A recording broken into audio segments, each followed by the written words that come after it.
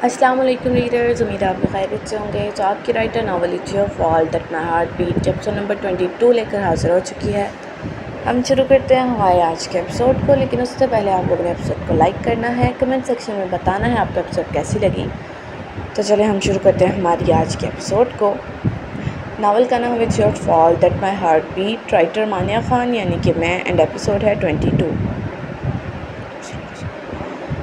बुलाने की ज़रूरत नहीं है, मैं पहले ही आऊँ। मिंजी की सीट के पास आकर खड़ा होता वो बोला, जबकि मिंजी ने गर्दन मोड़ कर उसे देखा। वो हैरान हुई थी, बेहद हैरान हुई थी कि आखिर वो यहाँ कैसे। चेजुन, तुम यहाँ कैसे और कब आए? वो खड़ी होती हैरानगी से बोली। मैं तो शुरू से यहाँ हूँ मेरी जान, जब तुम आई थी ना उससे 2 मिनट बाद ही मैं आ गया था। और सिर्फ मैं ही नहीं आया बल्कि पूरी प्लेटून आई है। चेजुन उसे आंख मारता बोला तो मिंजी हैरान हुई कि आखिर कौन सी प्लेटून। लेकिन तभी साइड वाले टेबल से मुंह छुपा कर बैठे 2 ह्योन, रियोनो और उन सबको यहाँ लाने वाली योना उठकर उसके सामने आए। हाय मेरी डार्लिंग, योना ने उसे हाय करते कहा, जबकि वो अभी भी हैरान थी और बाकी सब नासमझी से उन्हें देख रहे थे। ये किम जेजुन है ना, किम फैमिली का बेटा और स्काई हाई का अगला चेयरमैन। क्लास की एक लड़की जिसे सोशल रहने का शौक़ था, जेजुन को पहचान गई थी। वाओ, तुम तो पहचान गई। अगर जेजुन को पहचान गई हो तो हमें भी पहचान गई होगी, रियोनो ने कहा तो उसने हाँ में सर हिलाया। मतलब वो उन्हें भी जान गई थी। क्या बकवास कर रही हो? किम फैमिली का बेटा मिंजी का बॉयफ्रेंड कैसे हो सकता है? सियोन ने उस लड़की को घूरते कहा, लेकिन उसकी अपनी आवाज़ से किसी खाई से आती सुनाई दे रही थी। क्यों? उसका बॉयफ्रेंड क्यों नहीं हो सकता? अगर उसका नहीं तो क्या तुम्हारा बॉयफ्रेंड होना चाहिए था? योना उसे घूरती बोली। आप सब कौन हैं? वोंगचोल अपनी जगह से खड़ा होता बोला। हम मिंजी के दोस्त हैं और ये मिंजी का बॉयफ्रेंड है, 2 ह्योन ने सीने पर हाथ बांधते बताया। बॉयफ्रेंड? मिंजी, क्या सच में ये तुम्हारा बॉयफ्रेंड है? वोंगचोल ने पूछा। मिंजी ने उसके सवाल पर उसके साथ बैठी सियोन को देखा और उसे वो लम्हा याद आया जब उसके साथ वो चिपक रही थी और उसने कहा था वो दोनों साथ हैं। हाँ, ये मेरा बॉयफ्रेंड है और ये कोरिया का सबसे अमीर इंसान है। ये मेरे दोस्त हैं, ये दूसरे नंबर पर और इन दोनों की फैमिली चौथे नंबर पर आते हैं कोरिया की सबसे अमीर फैमिली में। मिंजी ने भी सर अकड़ाते उन सब का तारुफ उसी अंदाज में करवाया कि सब जल भुन गए। तुम पागल हो क्या, या हम तुम्हें पागल लगते हैं कि तुम जो बोलोगे यकीन कर लेंगे? जब से आई हो झूठ बोली जा रही हो। तुम्हें क्या लगता है तुम्हारी यूनी वाली बात पर भी मैंने यकीन कर लिया था क्या? नहीं, मुझे पता है सब झूठ है और ये सब तुम्हारे साथ मिलकर तुम्हारे ड्रामे में साथ दे रहे हैं। भला कोरिया का सबसे अमीर लड़का तुम जैसे को क्यों मुँह लगाएगा? सियोन के अंदर की जलन गुस्से की सूरत में निकली। आवाज़ नीचे रख कर बात करो, वरना मुझे 1 सेकंड नहीं लगेगा इस आवाज़ को हमेशा के लिए बंद करने में। जेजुन ने उंगली उठाकर उसे वार्न किया। तुम कौन होते हो मुझे धमकाने वाले? वो उसे घूरने लगी। सियोन प्लीज़, अगर तुम कोरिया में और इस दुनिया में रहना चाहती हो ना, तो इससे और उसकी गर्लफ्रेंड से मत उलझो। वाकई किम जेजुन है। वो लड़की जो जेजुन को पहचान गई थी अपनी जगह से उठकर सियोन को चुप करवाने लगी। क्या ये वाकई? उसने उस लड़की को देखते पूछा, जिस पर उसने फ़ोन पर कुछ उंगलियां चलाने के बाद स्क्रीन उसके सामने की और जेजुन की तस्वीर के साथ उसके बारे में लिखा पूरा आर्टिकल सियोन के सामने था। मिंजी, अगर मुझे पता होता ना कि तुम्हारी क्लास की रियूनियन ऐसी होगी तो सच्ची मैं तुम्हें यहाँ नहीं ना देती। किस कदर फजूल और बदतमीज़ लोगों में पड़ी हो तुम। योना की घूरती नज़रें सियोन पर थीं और वह मुखातिब मिंजी से थी।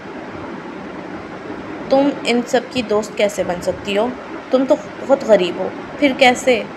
सियोन अभी भी यकीन नहीं कर पा रही थी। तुम्हें इससे क्या? 2 ह्योन बोला।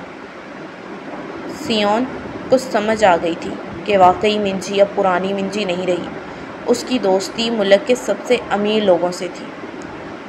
उससे दुश्मनी उसे महंगी पड़ सकती थी। मिंजी, तुमने मेरी बातों का बुरा तो नहीं माना ना? मैं मजाक कर रही थी बस। हम तो दोस्त हैं ना, तो दोस्तों से मजाक किया जाता है ना? उसने एकदम गिरगिट की तरह रंग बदला। पहली बात कि तुम मेरी दोस्त कभी नहीं रही, और दूसरी बात मुझे मजाक बिल्कुल पसंद नहीं। मिंजी ने उसकी बात उसे लौटाई। तुम्हारा अंकल सियोल यूनिवर्सिटी में एडमिन है ना? मुबारक हो। आज से और अभी से ना तो वो उस यूनि का एडमिन रहेगा, ना ही कोई यूनि उसे कबूल करेगी। उसी के साथ तुम भी आज से ना तो सियोल यूनि की स्टूडेंट रहोगी और ना कोई और यूनि, ना सिर्फ कोरिया बल्कि दुनिया की कोई भी यूनिवर्सिटी तुम्हें एडमिशन नहीं देगी। जेजुन ने अपने कदम आगे बढ़ाते उसकी आंखों में आंखें डालकर सर्द लहजे में कहा और साथ ही किसी को मैसेज किया। नहीं प्लीज़ ऐसा मत करना प्लीज़। वो मिन्नतें करती उसका बाजू पकड़ने लगी, लेकिन जेजुन ने अपनी बाजू पीछे कर ली। ख़बरदार, अपनी गलीज़ और बदसूरत हाथ मुझसे दूर रखो, वो हक़ारत से बोला। मिंजी से कहो ऐसा मत करे वरना सियोन की ज़िंदगी बर्बाद हो जाएगी। वोंग च्योल मिंजी से बोला। जेजुन ऐसा। उसके कहने पर मिंजी ने कुछ देर सोचा और फिर जेजुन को मुखातिब करते उसे बोलने लगी, लेकिन उसने पहले ही उसके होंठों पर हाथ रख दिया।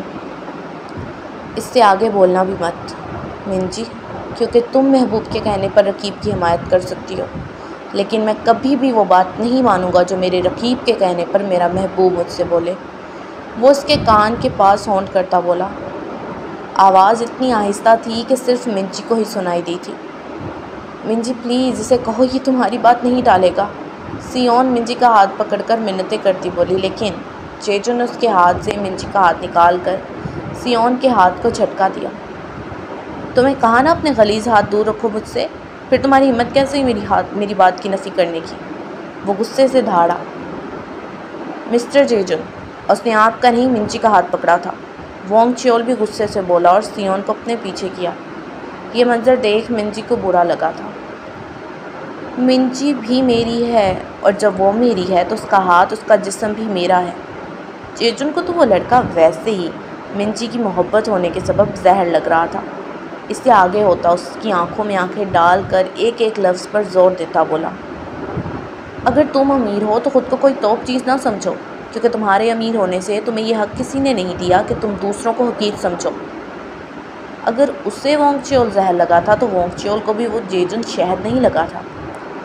हाँ समझता हूँ मैं हकीर तुम जैसे लोगों को, तो फिर क्या कर लोगे? मैं हूँ इस काबिल कि दूसरों को कमतर समझ सकूँ। तुम में अगर ये काबिलियत और रुतबा नहीं तो मुझसे जलो मत। उन दोनों को इस तरह लड़ते देख सबको लग रहा था जैसे वो अभी एक दूसरे की गिरबान तक पहुंच जाएंगे और उनकी बुरी वाली लड़ाई शुरू होगी। तुम छोड़ो जेजुन सबको, चलो हम यहाँ से चलते हैं। वो वोंग च्योल और वोंग च्योल, तुम प्लीज़ फजूल में लड़ाई शुरू मत करो। वोंग च्योल अभी बोलने लगा कि मिंजी ने जेजुन का बाजू पकड़कर कहा, जबकि वोंग च्योल उसको हैरानगी से देखने लगा। मिंजी, तुम इसकी साइड ले रही हो? तुम्हें लगता है मैं लड़ाई शुरू कर रहा हूँ? वो हैरानगी से बोला। हाँ, तुमने ही बहस शुरू की थी, वो बोली तो बेयकीनी से वो उसे देखने लगा। तुम इतनी कैसे बदल गई? तुम तो ऐसी थी कि मुझे कभी गलत नहीं कहती थी, फिर चाहे मैं गलत होता, और तुम्हें इस जैसे अमीर और गरूर के मारे लोग बिल्कुल पसंद नहीं थे, फिर तुम कैसे उसे पसंद कर सकती हो? वोंग च्योल ने मिंजी की जानिब कदम बढ़ाते कहा, लेकिन उसके बढ़ते कदमों को जेजुन ने अपना हाथ आगे करते रोक दिया। तब की बात और थी और अब की बात और है वोंग च्योल। तब मैं नासमझ थी, और रही बात मुझे गरूर करने वाले अमीरों से नफ़रत थी, तो हाँ मुझे आज भी है, लेकिन अगर बात की जाए जेजुन की तो उसे गरूर जचता है। वो इस काबिल है कि वो गरूर करे और लोग उसके गरूर के सामने सर झुकाएं। वो आज बहुत हर्ट हुई थी। 4 साल की मोहब्बत की। वो स्कूल का सबसे पॉपुलर लड़का था क्योंकि वो हैंडसम होने के साथ साथ एक ज़हीन स्टूडेंट था। वो जानती थी कि वो कभी उसे अपने दिल की बात नहीं कह पाएगी, फिर भी उसे चाहती थी, क्योंकि जिस तरह कहने की हिम्मत नहीं थी उसी तरह ख़ुद को उसे चाहने से भी नहीं रोक पाती थी। लेकिन आज वो किसी और का बॉयफ्रेंड था, उसके लिए लड़ रहा था। इस बात ने मिंजी को बहुत हर्ट किया था। हाँ चलो चलते हैं, दफ़ा करो इन सब लोगों को, और ख़बरदार जो तुम दोनों दोबारा मिले इससे। योना सबको नाक मुँह चढ़ा कर देखती बोली, और सब रेस्टोरेंट से निकल गए। ओपा मैं क्या करूँगी? मेरी स्टडी का क्या होगा? मेरा फ्यूचर तबाह हो जाएगा ओपा। उनके जाने के बाद वो रोती हुई वोंगचोल के सीने से लगी, जबकि उसने चिढ़कर उसे दूर किया। ये सब कुछ तुम्हें पहले ही सोचना चाहिए था, वो गुस्से से कहकर खुद भी वहाँ से चला गया। चलो कैली, हम भी चलें, आज मज़ा आ गया रियूनियन पर, कैली की दोस्त चस्के से बोली, जिस पर वो मुस्कुराती उसके साथ उठ खड़ी हुई और वो दोनों रोती सियोन पर तासु भरी निगाह डालकर चली गई। हम भी चलते हैं अब, खाना खाने का तो किसी का दिल नहीं कर रहा होगा। बहुत अच्छी रियूनियन रही ये सियोन। बाकी सब भी उस पर तंज करते चले गए, जबकि वो वहीं बैठकर रोती रही। तुम मिंजी को उसके घर छोड़ देना जेजुन, हम चलते हैं। रियोनो, योना और दोह्योन का हाथ पकड़कर बोला और तीनों वहाँ से अपनी गाड़ी की जानिब बढ़ गए। चलें मिंजी? जेजुन ने मिंजी से पूछा, जो अंदर तो बहादुर बनी थी लेकिन अब वो बहुत उदास और गमगीन लग रही थी। क्लब चलोगे मेरे साथ? मिंजी ने कहा। क्लब? वो हैरान हुआ। हाँ, या फिर वाइन बार चलते हैं, वो उससे कहकर खुद ही आगे बढ़ गई, जबकि वो जल्दी से उसके पीछे भागा। वाइन बार चलते हैं फिर। वो उसके पास पहुंचकर अपनी जैकेट उसके कंधों पर डालकर उसका हाथ पकड़कर बोला तो उसने सर हिलाया। कब तक यहाँ बैठकर शोक मनाओगी? जेजुन ने उसे देखते पूछा, जो वाइन के 6 ग्लास पी चुकी थी और 7वां हाथ में था। क्या अब शोक भी ना मनाऊं? मेरी 4 साल की मोहब्बत को आज छोड़ने का फ़ैसला किया है मैंने। कम से कम इन 4 सालों के ज़ाया होने का दुख तो मनाने दो। वह ग्लास से वाइन का घूंट भरती बोली। उसकी आवाज़ नशे के सबब लड़खड़ा रही थी। बहुत मना लिया दुख, चलो घर चलें, वो खड़ा होकर बोला। शुक्रिया जेजुन, आज सबके सामने मेरा भरम रखने के लिए। वो चेहरा ऊपर करके उसे देखती बोली। शुक्रिया मत कहो, मेरा फ़र्ज़ था ये। अब उठो जल्दी, वो उसके बाल सहला कर बोला। तुम्हें पता है जेजुन, मुझे उससे क्यों मोहब्बत हुई थी? वो खड़े होने की बजाय टेबल पर सर रखती बोली तो वो वापस बैठ गया। क्यों हुई थी? उससे भी तजस्सुस था, इसलिए नहीं हुई कि वो प्यारा था। नहीं, बिल्कुल नहीं। अगर हैंडसम लड़कों पर दिल आना होता तो तुम पर ना आ जाता। मुझे उसके रवैये से मोहब्बत हुई। जानते हो, वो बहुत अच्छा था, हर किसी से हंसकर बात करता था, हर किसी की मदद करता था। मुझे जब सब गरीब और यतीम होने का ताना देते, वो अकेला लड़का था जो मेरे हक़ में बोल कर उन्हें चुप करवाता।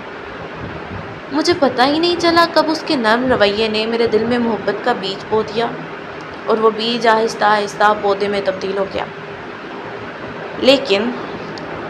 लेकिन शुक्र है वो पौधा अभी दरख्त नहीं बना था और मैंने आज उसे उखाड़ कर फेंक दिया, वरना अगर दरख्त बन जाता तो कभी ना उखाड़ पाती।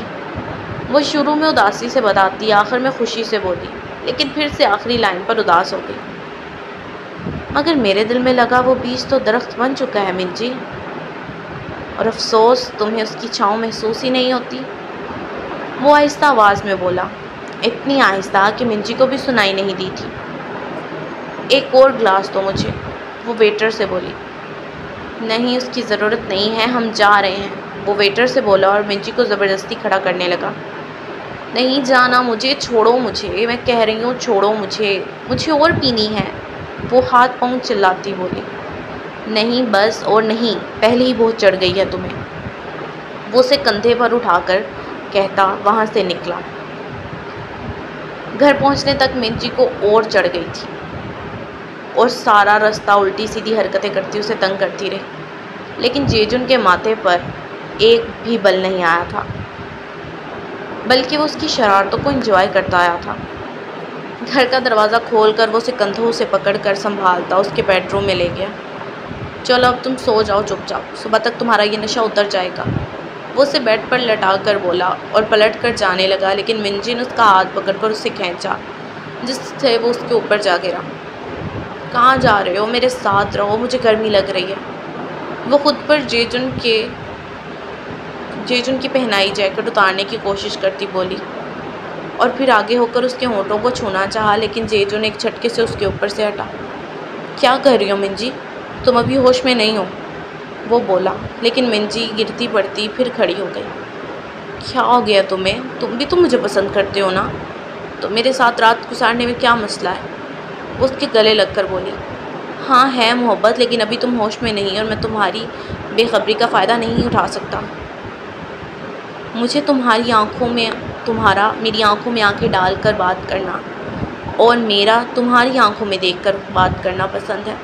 अगर आज मैंने अपना ज़ब्त खो दिया तो सुबह से ना तो तुम मेरी आंखों में देखोगी ना मैं देख सकूँगा, क्योंकि अभी तुम नहीं जानती तुम क्या कर रही हो। वो उसे खुद से दूर करके कहता उसे बेड पर धक्का देकर गिरा चुका था। इससे पहले वो फिर से उठती, जेजू ने फुर्ती से उसे बेडशीट में लपेट दिया था। अब सो जाओ चुपचाप, मैं जा रहा हूँ, वो उसे देखकर बोला, जो बेडशीट में कैद होकर मचल रही थी। और फिर जल्दी से वो वहाँ से चला गया ताकि कहीं वो बेडशीट से निकलकर फिर से ना उसकी जाने पाए। सो रीडर्स, ये थी हमारी आज के एपिसोड नंबर 22। उम्मीद है आप लोगों को अच्छी लगी होगी। अच्छी लगी तो लाइक कर देना, कमेंट सेक्शन में बताना आपको एपिसोड कैसी लगी। अगर आपने अभी तक चैनल को सब्सक्राइब नहीं किया तो कर लें ताकि नहीं आने वाली एपिसोड आपको मिल जाएँ। तो हंसते रहें, मुस्कुराते रहें, दुआ में याद रखिएगा। हम मिलेंगे अगले एपिसोड में। अल्लाह हाफिज़।